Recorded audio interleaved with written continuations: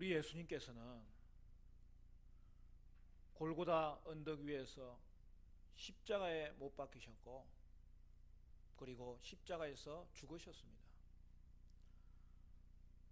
예수님의 죽음은 예수님의 순환의 절정일 뿐만 아니라 예수님이 이 땅에 오신 모든 사역의 절정이에요. 왜 그렇습니까? 예수님의 죽음을 통하여 하나님이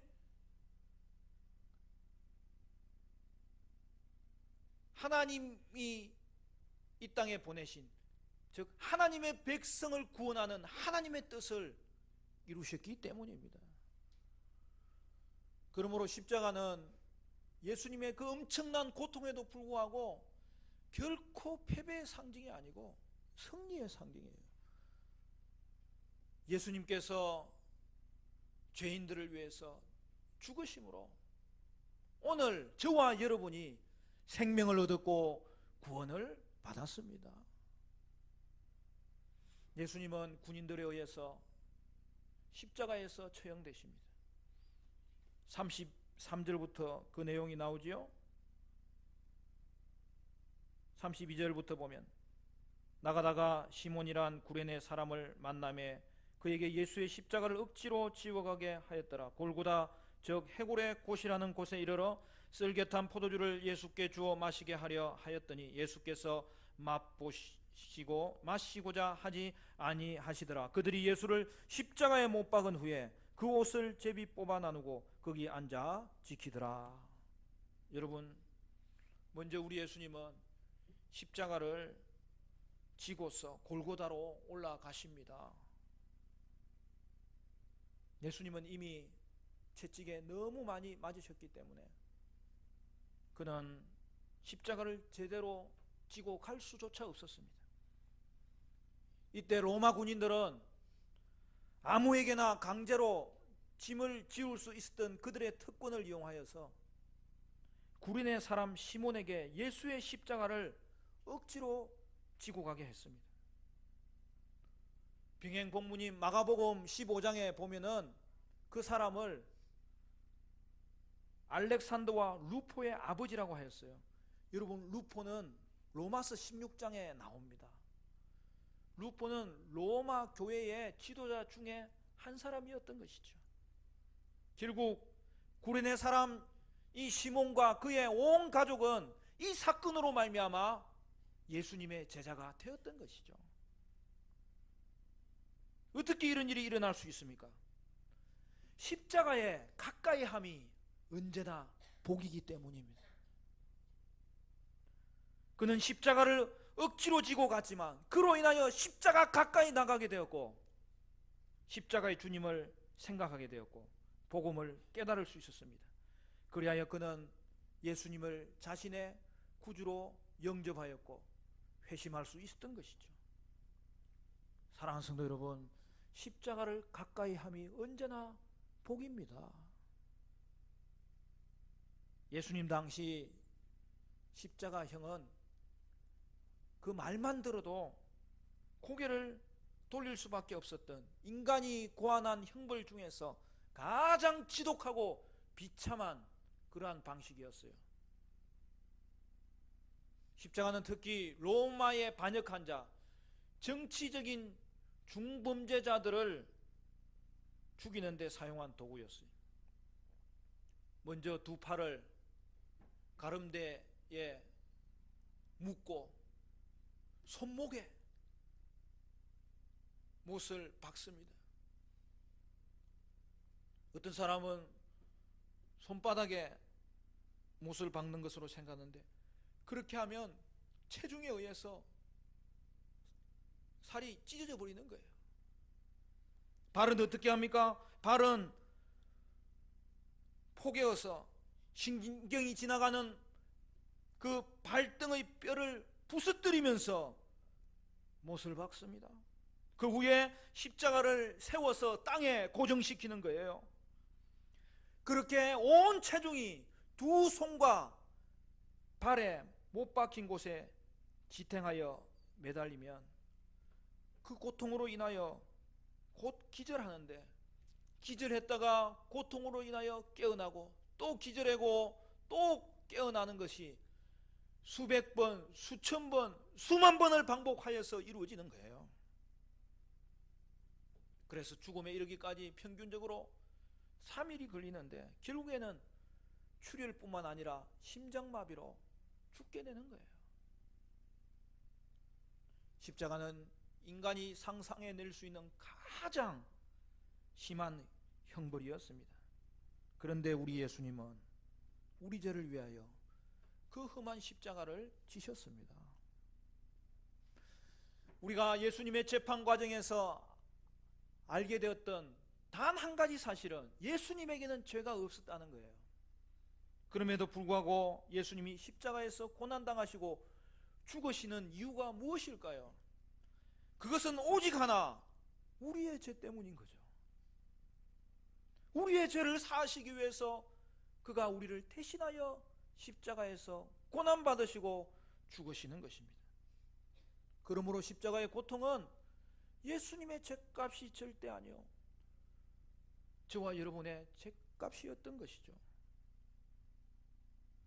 예수님은 십자가의 고통을 통하여 지옥문을 막고 계셨던 거예요. 따라서 여러분, 십자가는 죄의 결과가 얼마나 비참한지를 보여주는 거예요. 십자가는 지옥의 고통을 미리 보여주는 거예요, 우리에게. 그러므로 영원한 지옥의 고통만은 우리가 결코 받아서는 안 되고 피해야 될 것을 보여주는 거예요.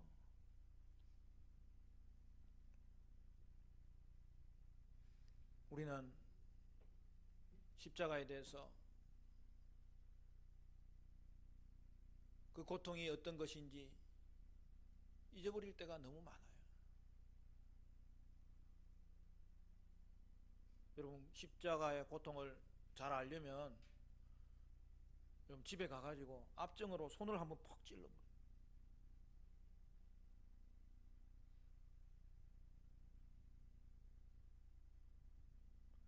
가시 하나 박혀도 온몸에 염증이 생기는데, 우리 예수님은 녹슬고 투박한 세 개의 대못이 우리 예수님의 살을 뚫었고 예수님의 뼈를 뚫었던 것입니다. 이는 예수님이 우리 모두의 죄를 대신 당하신 것이죠. 사랑하는 성도 여러분, 혹시 여러분 위해서 대신 죽어줄 수 있는 사람이 있어요, 없어요? 그것도 내 죄 때문에 죽을 수 있는 사람이 있습니까? 내 죄 때문에 감옥에 들어갈 수 있는 사람이 있습니까? 여러분의 남편이 죽을 수 있습니까? 여러분의 아내가 죽을 수 있습니까?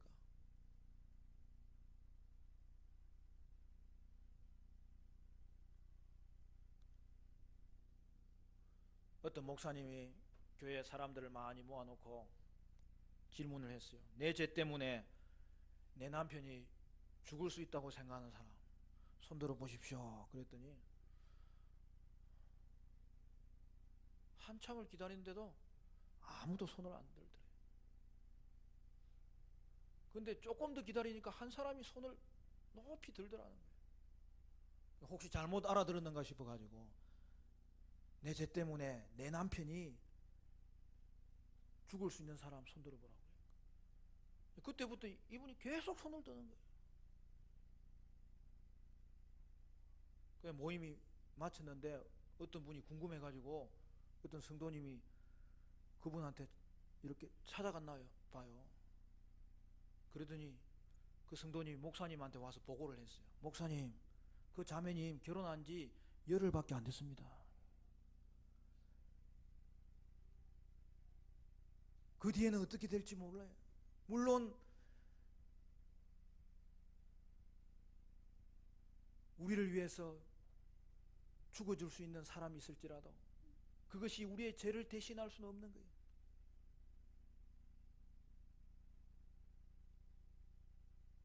여러분, 이 세상에서 어떤 분이 우리 죄를 위해서 죽었다는 소식을 들어보셨습니까? 죄송한 말씀이지만 공자가 그렇게 했다는 말을 들어봤습니까? 석가가 그렇게 했다는 말을 들어봤습니까? 마호메트가 그렇게 했다는 말을 들어봤습니까? 혹시 그런 거 써있는 거 있으면 저한테 좀 가르쳐 주세요. 저는 한 번도 들어보지 못했습니다. 오직 예수님만이 우리의 죄를 위하여 가장 비참한 죽음을 죽으셨습니다. 군인들은 예수님을 십자가에 못 박은 이후에 옷을 제비 뽑아 나눠 가졌습니다. 이것은 구약에 다 예언되었던 말씀들이 성취된 거예요. 그리고 예수님 옆에는 다른 두 명의 강도가 함께 십자가에 못 박혔습니다. 그리고 백성들은 지나가면서 예수님을 향하여 머리를 흔들면서 모욕하였습니다. 예수님의 죽음을 주도하였던 대제사장들과 서기관과 장로들이 다시 나타났는데 그들도 예수님을 다시 희롱하였습니다. 그리고 나중에는 옆에 못 박힌 강도들까지 예수님을 조롱하였습니다. 이는 이스라엘의 지도자부터 백성까지 죄인들까지 모두 예수님을 거절한 것을 보여주고 있습니다. 그리고 가장 해가 밝은 12시에 갑자기 어둠이 찾아왔습니다. 여러분 45절 46절 같이 한번 읽어볼까요? 45절 46절 시작. 제6시로부터 온 땅에 어둠이 임하여 제9시까지 계속되더니 제9시쯤에 예수께서 크게 소리질러 이르시되 엘리 엘리 라마 사박다니 하시니 이는 곧 나의 하나님 어찌하여 나를 버리셨나이까 하는 뜻이라. 당시 이스라엘은 시간 계산이 해가 뜰 때부터 시간을 치는 거예요. 해가 언제 뜹니까? 6시 정도 뜨잖아요. 그럼 그때부터 시간을 치는 거예요. 그러니까 성경에 있는 시간은 언제든지 6을 더하면은 시간 계산이 되는 거예요. 오늘 성경을 보니까 제6시에 어둠이 찾아왔다는 것은 몇 시에 어둠이 찾아온 거예요? 정오에 12시에 어둠이 찾아왔다는 거예요. 예수님은 9시에 십자가에 못 박히셔서 고난을 당하시고 조롱당하시고 12시에 어둠이 몰려왔고 그리고 3시에 돌아가셨습니다.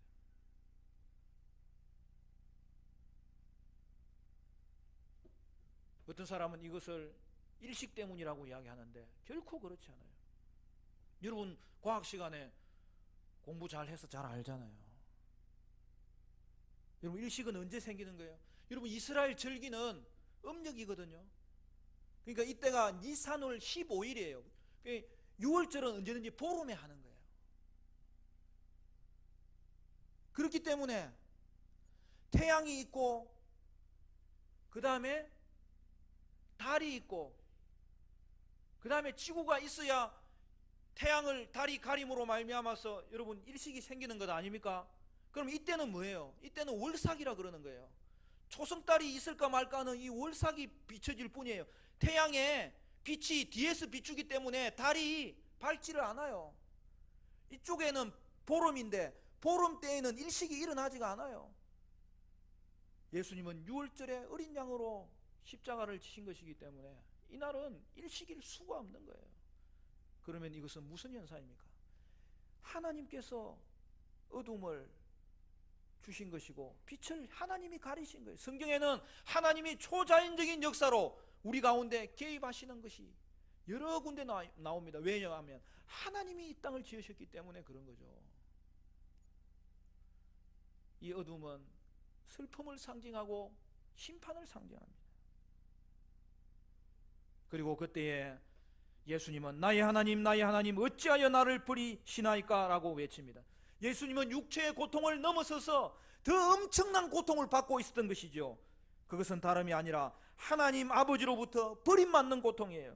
인류의 온 죄를 그가 지금 짊어지고 있었기 때문에 십자가에서 하나님의 저주를 받고 계셨던 것이죠. 그리고 예수님은 다시 크게 소리 지르시고 영원히 떠나십니다. 예수님이 돌아가시자 놀라운 세 가지 사건이 일어난 것을 성경은 말씀하고 있어요. 그것이 50절부터 나오는데요, 이렇게 되어 있습니다. 50절에 예수께서 다시 크게 소리 지르시고 영원히 떠나시니라. 이에 성소 휘장이 위로부터 아래까지 찢어져 둘이 되고 땅이 진동하여 바위가 터지고 무덤들이 열리며 자던 성도들의 몸이 많이 일어나되 예수의 부활 후에 그들이 무덤에서 나와서 거룩한 성에 들어가 많은 사람에게 보이시니라. 여러분, 당시 예수님이 다 이루었도다 말씀하시고 운명하셨을 때 세 가지 사건이 일어났는데, 첫째는 뭐라고요? 성소의 휘장이 위로부터 아래로 찢어진 거예요. 여러분, 위에서부터 아래로 찢어졌다는 말은 인간이 찢은 게 아니라는 거예요. 인간은 찢으면 밑에서부터 찢을 수밖에 없어요. 그러나 위에서부터 휘장이 찢어져 버린 것은 하나님이 찢어지신 거예요. 여러분, 지성소와 성소는 휘장으로 구분되어 있습니다. 그곳은 하나님이 거하시는 거룩한 곳이기 때문에 들어가면 죽어요. 단지 1년에 한 번 대제사장만이 어린 양의 피를 가지고 이스라엘의 죄를 속죄하면서 들어갈 때 허락되었던 장소입니다. 그런데 그 지성소는 하늘을 상징하는데 바로 휘장이 찢어짐으로 말미암아 하나님께로 나아가는 길이 열린 거예요. 여러분, 성전에 들어가려면 어떻게 해야 돼요? 맨 먼저 문을 통과할 거 아니에요. 그 다음에는 성소가 있을 거 아니에요. 그 다음에는 지성소가 있을 거 아니에요. 여러분, 이것을 수평으로 되어 있는 걸 수직으로 세워 보십시오. 바로 이게 십자가예요. 왜 그래요? 지성소는 하늘을 의미하는 거고 들어가는 문은 땅을 의미하는 거예요. 그런데 그 중간에 있는 휘장이 찢어짐으로 말미암아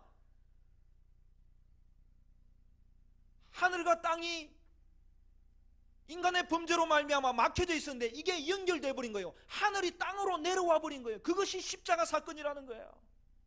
그러므로 오늘 저와 여러분은 예수님의 죽음으로 말미암아 하늘과 땅이 연결되었으므로 우리가 하늘에 들어가는 길이 열렸고 예수의 공로를 의지하면 하늘과 땅이 연결되는 자리에 우리가 들어가게 되었다는 사실입니다. 두 번째는 땅이 진동하고 바위가 터지고 무덤이 열리며 자던 성도들이 많이 일어났습니다. 지진이 일어난 것은 종말론적인 심판을 의미합니다. 그리고 지진으로 무덤이 열리고 죽은 자가 살아났는데 이것은 그때만 일어난 일들이죠. 여러분, 예수님의 십자가 사건의 결과로 죽은 자들이 살아나는 일이 바로 일어났어요. 이들은 예수님보다 먼저 산 거예요. 이들은 예수님의 부활을 예표하고 마지막 날에 저와 여러분이 성도들이 부활할 것을 예표하는 거예요. 예수님의 죽음은 죄사함을 가져오는 것이기 때문에 여러분, 죄사함의 결과는 당연히 생명을 가져오는 것이었습니다. 따라서 예수님의 죽음의 결과는 언제나 예수님의 부활이고 예수님의 죽음의 결과는 언제나 성도의 부활인 거죠. 세 번째로 백부장과 군인들이 신앙을 고백한 사건입니다. 우리 54절부터 마지막 절까지는 같이 한번 읽어볼까요? 시작. 백부장과 및 함께 예수를 지키던 자들이 지진과 그 일어난 일들을 보고 심히 두려워하여 이르되 이는 진실로 하나님의 아들이었도다 하더라. 예수를 섬기며 갈릴리에서부터 따라온 많은 여자가 거기 있어 멀리서 바라보고 있으니 그 중에는 막달라 마리아와 또 야고보와 요셉의 어머니 마리아와 또 세베대의 아들들의 어머니도 있더라. 사랑하는 성도 여러분, 예수님의 죽음을 보면서 십자가의 형을 집행하던 백부장이 예수님은 하나님의 아들이라는 고백이 그 입에서 터져나왔던 거예요. 그만이 아닙니다. 함께 있던 군인들도 하나님의 아들이었다는 고백이 그 입에서 터져나왔던 거예요. 여러분, 어떻게 이런 일이 일어날 수 있습니까? 그들은 예수님을 처형하는 죄인들이었지만, 조롱하였던 자들이지만 십자가에 가까이 있었기 때문에 최종적으로는 예수님의 죽음의 의미를 깨달을 수 있었던 것이죠. 그리고 한 가지만 더 살펴보겠습니다. 마태는 예수님의 죽음의 증인으로서 끝까지 십자가에 가까이 있었던 자들이 누구인지를 밝히는데 여인들밖에 없었다는 충격적인 사실을 전해주고 있어요. 12제자는 예수님을 배반하고 부인하고 버리고 도망갔지만 이 여인들은 예수님을 마지막 죽음에 이르는 자리까지 그분과 함께 머물렀던 것입니다. 십자가에 가까이 있었던 것입니다. 이 여인들은 예수님의 죽음과 장사와 부활을 함께 목격하고 증언할 수 있었던 직접적인 증언자로 쓰임받게 되었던 것이죠. 말씀을 맺겠습니다. 사랑하는 성도 여러분, 십자가에 가까이 하면 우리는 살 수 있습니다. 일어날 수 있습니다.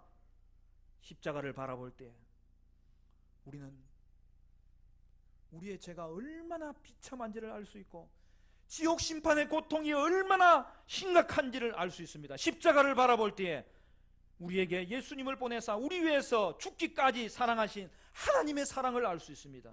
하나님의 사랑은 세상이 받아줄 수 없는 죄인까지도 받아주고 그 죄까지 녹여주고 해결할 수 없는 그 어떤 문제도 해결해 줍니다. 오늘 예수님의 죽음으로 인하여 우리 앞에 죄인인 우리가 하나님께 나아가는 길이 열렸고 죄인인 우리가 죄사함을 받을 수 있고 생명 얻는 길이 열렸습니다. 그러므로 십자가가 능력입니다. 십자가가 생명입니다. 십자가가 소망입니다. 십자가가 우리의 평생의 위로입니다. 사랑하는 성도 여러분, 여러분은 십자가 가까이 나가심으로 죄사함을 얻고 생명 얻을 수 있기를 바라고, 여러분은 십자가 가까이 나가심으로 말미암아 다시 일어서는 위로가 있기를 바라고 치유를 얻고 위로를 받고 확신을 얻고 구원을 받고 소망 간직하는 여러분의 삶이 평생이 복된 삶이 되시기를 주님의 이름으로 간절히 축원합니다.